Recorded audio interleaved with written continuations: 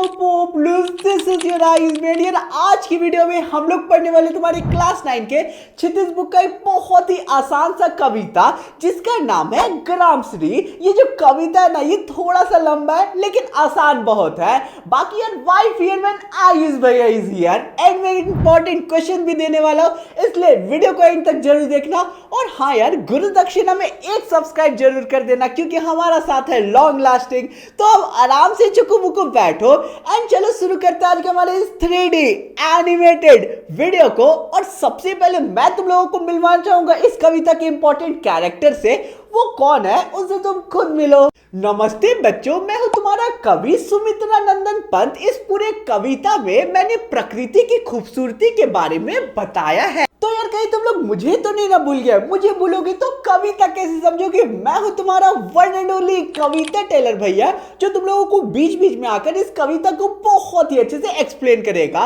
बाकी ये तुम्हारे लिए मेरे पास एक बहुत ही इंपॉर्टेंट न्यूज है। आने वाले 16 अक्टूबर के शाम 7 बजे Unacademy NEET JEE Nexus YouTube channel पर होने वाला है अनअकैडमी उत्सव 2025। इस दिवाली से पहले लर्नर के लिए एक परफेक्ट ट्रीट है जहां पे तुम्हारे फेवरेट टीचर्स अपने एथनिक अवतार में दिखने वाले हैं, जहां होगी ढेर सारी मस्ती, गेम्स और सरप्राइजेस से भरी एक जबरदस्त सेलिब्रेशन। तुम लोग अनअकैडमी उत्सव को लाइव यूट्यूब पे अटेंड करके जीत सकते 21 करोड़ के mega prizes including latest iPhone pro max, smartphones, tablets and gift vouchers. Simply से तुम्हें करना क्या है कि डिस्क्रिप्शन में दिए गए लिंक पे क्लिक करो और अपनी लॉटरी टिकट को रजिस्टर कर लो। और हाँ, अनअकैडमी उत्सव लाइव इवेंट पर नोटिफाई भी जरूर दबाना क्योंकि विनर का अनाउंसमेंट वही होने वाला है। अब ध्यान से सुनो, एक आइडिया देता हूँ जिससे तुम्हारी विनिंग चांसेस बढ़ जाएगी। रजिस्टर करते वक्त जो लिंक है वो अपने फ्रेंड्स के साथ शेयर करो। हर 2 सक्सेसफुल रजिस्ट्रेशन पे तुम्हें एक लॉटरी का टिकट मिलने वाला है, यानी कि तुम्हारी लिंक से अगर 50 स्टूडेंट रजिस्टर कर लेते हैं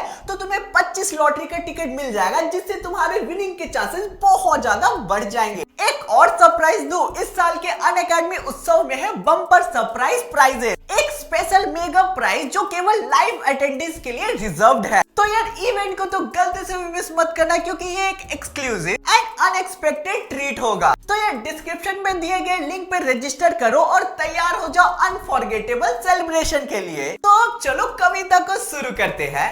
तो हमारा पहला छंद है, फैली खेतों में दूर तलक मखमल की कोमल हरियाली लिपटी जिससे रवि की किरणें चांदी की सी उजली जाली। तो अब चलो शब्दार्थ देख लेते हैं। पहला शब्द है मखमल जिसका मतलब होता है वेलवेट कपड़ा। दूसरा शब्द है रवि जिसका मतलब होता है सूरज। तो अब चलो इन 4 पंक्तियों का मतलब समझ लेते हैं। यहाँ कवि खेतों के सुंदर दृश्य के बारे में बताते हुए बोलते हैं कि खेत बहुत दूर तक फैली हुई है और उनमें नरम मखमल चमकदार फसल उगी हुई है। मतलब कि इजी पीजी शब्दों में समझ लो कि एक खेत है जो बहुत दूर तक फैला हुआ है और उनमें अलग अलग तरीके की जो फसल है वो लगी हुई है। आगे कवि ने बताया है कि सूरज की किरणें जब फसलों पे पड़ती है तो ऐसा लगता है कि जैसे फसल जो है वो चांदी के जैसा चमक रहा है। अगर इजी पीजी शब्दों में बताओ तो जब सूरज की किरणें यानी कि सनलाइट जो है वो फसल की हरियाली से मिलती है तो वो दृश्य बहुत ही ज्यादा सुंदर दिखता है और ऐसा लगता है कि जो फसल है वो चांदी जैसी चमक रही है। हमारा अगला छंद है, तिनकों के हरे हरे तन पर हील हरित रुधिर है रहा झलक, श्यामल भू तल पर झुका हुआ नभ का चीर निर्मल नील पलक। तो अब चलो शब्दार्थ देख लेते हैं। सबसे पहला शब्द है रुधिर जिसका मतलब होता है खून। दूसरा शब्द है श्यामल जिसका मतलब होता है सांवली। तीसरा शब्द है निर्मल जिसका मतलब होता है साफ। और चौथा शब्द है नील फलक जिसका मतलब होता है नीला आकाश। तो अब चलो इन चारों पंक्तियों का मतलब समझ लेते हैं। इन 4 लाइन्स में मैंने बोला है कि जो खेतों में पौधे हैं वो बहुत ही हरे भरे दिख रहे हैं और ऐसा लग रहा है जैसे कि उन पौधों के अंदर हरे रंग का खून दौड़ रहा है। आसान भाषा में समझाओ तो हम इंसान में लाल रंग का खून दौड़ता है और उनकी हरियाली को देखकर, पौधों की हरियाली को देखकर ऐसा प्रतीत हो रहा है जैसे उनमें हरे रंग का खून दौड़ रहा है। आगे की पंक्तियों में मैंने बोला है कि हरियाली के कारण जो सांवली सी दिखने वाली धरती है उसमें साफ नीला आसमान झुका हुआ प्रतीत हो रहा है और ऐसा लग रहा है जैसे कि जो आसमान है वो धरती को छू लेना चाह रहा हो। हमारे आगे की पंक्तियां है, रोमांचित सी लगती वसुधा आई जो गेहूं में बोली, अरहर सनाई की सोने की किंकनिया है शोभाशाली। तो अब चलो शब्दार्थ देख लेते हैं। हमारा पहला और आखिरी शब्द है किंकनिया, जिसका मतलब होता है फलिया।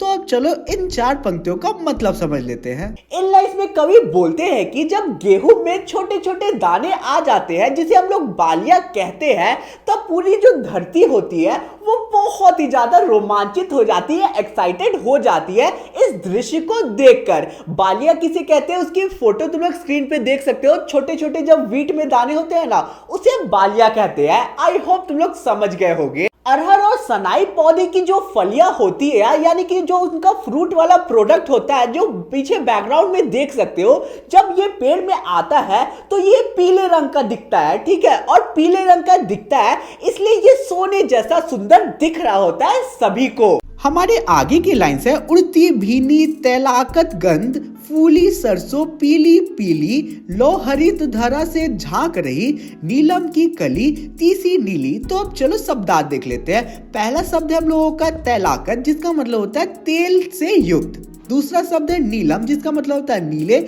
तीसरा शब्द है कली, जिसका मतलब होता है फूल। चौथा शब्द है तीसी, जिसका मतलब होता है अलसी। तो अब चलो इन 4 पंक्तियों का मतलब समझ लेते हैं। इन लाइफ में मैंने बोला है कि खेतों में पीले सरसों के फूल उग चुके हैं और उनमें से हल्की तेल की खुशबू आ रही है। यानी कि आसान शब्दों में समझो तो जो सरसों का पेड़ है वो खिल चुका है और अब कटाई के लिए तैयार है। हरी भरी धरती से नीली अलसी का फूल, जिसकी फोटो बैकग्राउंड में देख सकते हो, ये उग के ऊपर आ रही है। यानी कि जो अलसी का फूल है वो धरती से उग रहा है, जिसकी वजह से वातावरण बहुत ही ज्यादा सुंदर दिख रहा है। हमारे आगे के लाइन से, रंग रंग के फूलों में रिल मिल हंस रही सखिया मटर खड़ी, मखमली पेटियों से लटकी, झिमिया छिपाए बीच लड़ी। तो अब शब्दार्थ देख लेते हैं। पहला शब्द है झिमिया, जिसका मतलब होता है फलिया। दूसरा शब्द है हम लोगों का बीज लड़ी, जिसका मतलब होता है अलसी। तो अब चलो इन 4 पंक्तियों का अच्छे से मतलब समझ लेते हैं। यहाँ कवि बोलते हैं कि रंग बिरंगे फूलों के बीच जो मटर का पेड़ है, मटर का पौधा है, वो खड़ा है और ऐसा लगता है जैसे वो मुस्कुराती हुई सहेलियां हैं बाकी सारे फसलों की। मटर की फलियां डाली से लटकी हुई है, वो बहुत ही कोमल और सुंदर है और वो मटर के दानों को सुरक्षित अपने अंदर रखी हुई है। तो यार तुम सभी ने मटर तो जरूर देखा होगा और खाया होगा। तो मटर के सॉफ्ट छिलके के बीच तुम लोग देखते होगे कि छोटे छोटे मटर के दाने प्रेजेंट होते हैं।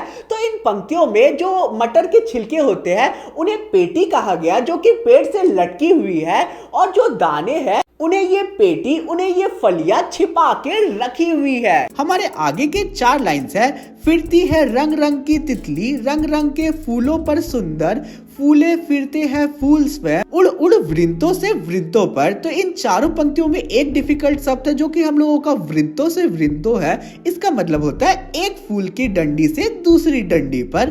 तो अब चलो इन 4 पंक्तियों का मतलब समझ लेते हैं। इन पंक्तियों में मैंने बोला है कि तरह तरह की रंग बिरंगी जो तितलियां है वो अलग अलग रंग बिरंगी फूलों के ऊपर मंडरा रही है। आगे मैंने कल्पना करते हुए बोला है कि रंग बिरंगी तितलियों को उड़ता हुआ देखकर ऐसा लगता है जैसे मानो खुद फूल ही एक डाली से दूसरी डाली पे बैठ रही है और वो खुद ही झूम रही है, उड़ रही है। मतलब कि ऐसा प्रतीत हो रहा है कि जैसे जो फूल है वो खुशी से झूम रहे हैं पूरे वातावरण में। हमारे आगे की पंक्तियां है, अब रजत स्वर्ण मंजरियों से लद गई आम तरु की डाली, झर रहे डाक पीपल के दल, हो उठी कोकिला मतवाली। तो हम लोगों का पहला शब्द है यहाँ रजत, जिसका मतलब होता है चांदी। दूसरा शब्द है सोना।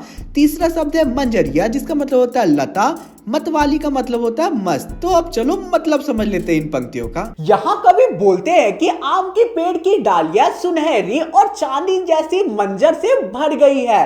मंजर की विजुअल्स पीछे स्क्रीन पे देख सकते हो। ये छोटे छोटे सीड्स होते हैं जो आम के पेड़ में आते हैं और इसी से आम का निर्माण होता है। आगे हमें कविता में बताया गया है कि डाक और पीपल का जो पेड़ है उससे पत्ते धीरे धीरे गिरते जा रहे हैं और कोयल इस सुंदर से दृश्य को देखकर मधुर गीत गा रही है। हमारे आगे के छंद है, महके कटहल मुकुलित जामुन, जंगल में झरबेरी झूली, फूले आड़ू, नींबू, आलू, गोभी, बैगन, मूली। तो अब शब्दार्थ देख लेते हैं। हमारा पहला शब्द है मुकुलित, जिसका मतलब होता है अधखिली। दूसरा शब्द है झरबेरी, जिसका मतलब होता है बेर की झाड़ी।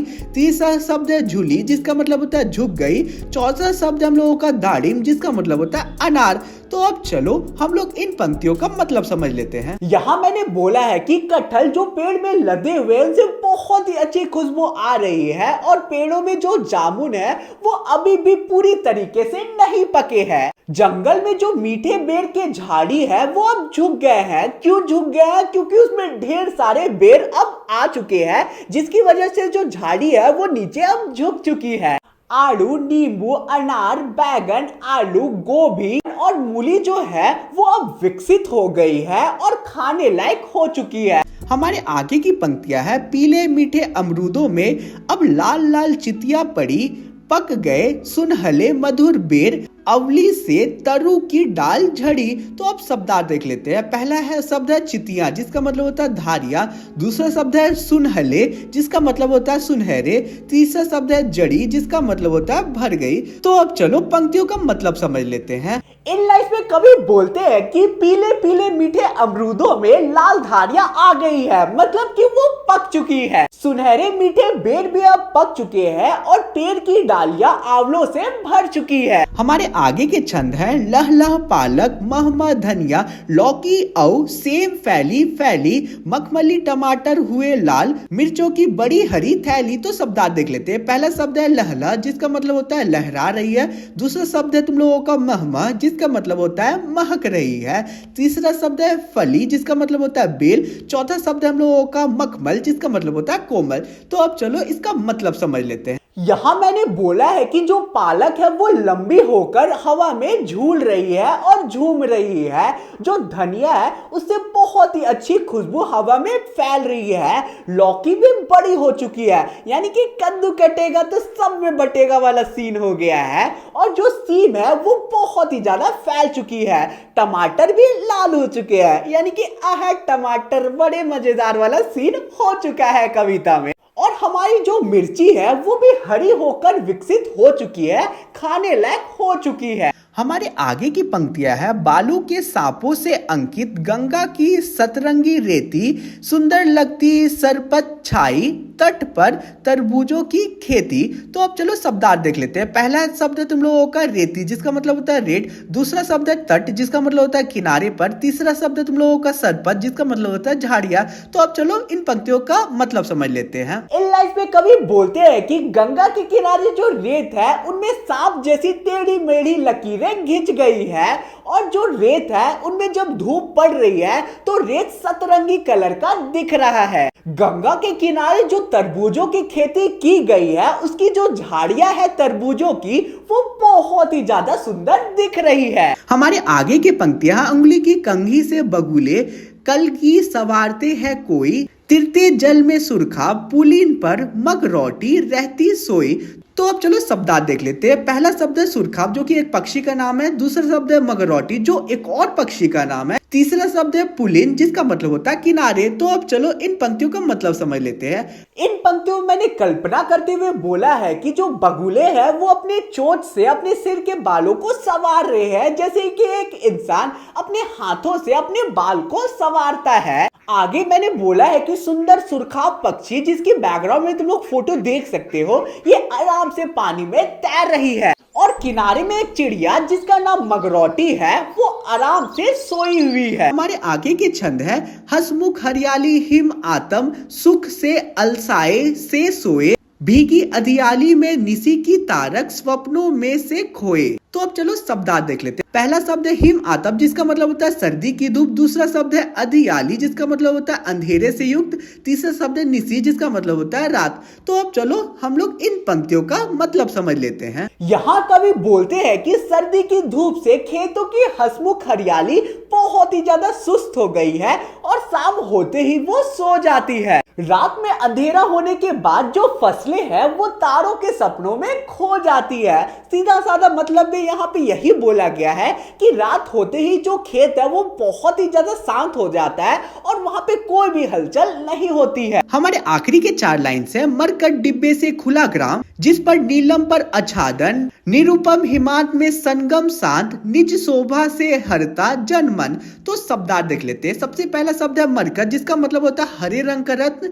दूसरा शब्द हम लोगों का आच्छादन, जिसका मतलब होता है ढका हुआ। तीसरा शब्द है निरूपम, जिसका मतलब होता है अनोखा। तो अब चलो इन 4 पंक्तियों का मतलब समझ लेते हैं। यहाँ मैंने बोला है कि एक गांव है जो बहुत ही खुला खुला है, वो एक मरकट के समान है, यानी कि वो एक हरे रंग के हीरे के समान है जो हरा रंग का चमक रहा है। मतलब कि जो गांव है उसके आसपास की हरियाली इतनी ज्यादा है कि पूरा जो वातावरण है वो हरा हरा चमक रहा है, जिसे नीले रंग के आसमान ने ढक रखा है। आगे मैंने बोला है कि सर्दी के इस शांत मौसम में पूरा जो वातावरण है वो बहुत ही सुंदर लग रहा है। अपनी सुंदरता और शांति से इस दृश्य ने सबका मन मोह लिया है। तो यार इसी के साथ आज का हमारा पूरा पार्ट बहुत ही अच्छे से कंप्लीट होता है। चैनल पे नए हो तो प्लीज सब्सक्राइब कर देना और वीडियो को लाइक कर देना। इस वीडियो को लाइक एम रखते हैं 5K लाइक्स। आई होप तुम लोग कर दोगे। बाकी यार अब तुम्हारी स्क्रीन पे इंपॉर्टेंट क्वेश्चन दिख रहे हैं, ये क्वेश्चन एग्जाम के प्रोस्पेक्टिव से इंपॉर्टेंट है। आंसर चाहिए तो टेलीग्राम ग्रुप ज्वाइन कर लेना। ऑलरेडी बहुत सारे स्टूडेंट कर चुके हैं। और हाँ, ऐप में जाके याद से प्रीमियम नोट्स परचेज कर लेना, तुम्हारा काम पढ़ाई का बहुत आसान हो जाएगा। तो यार अब मिलते हैं नेक्स्ट वीडियो में। Bye bye.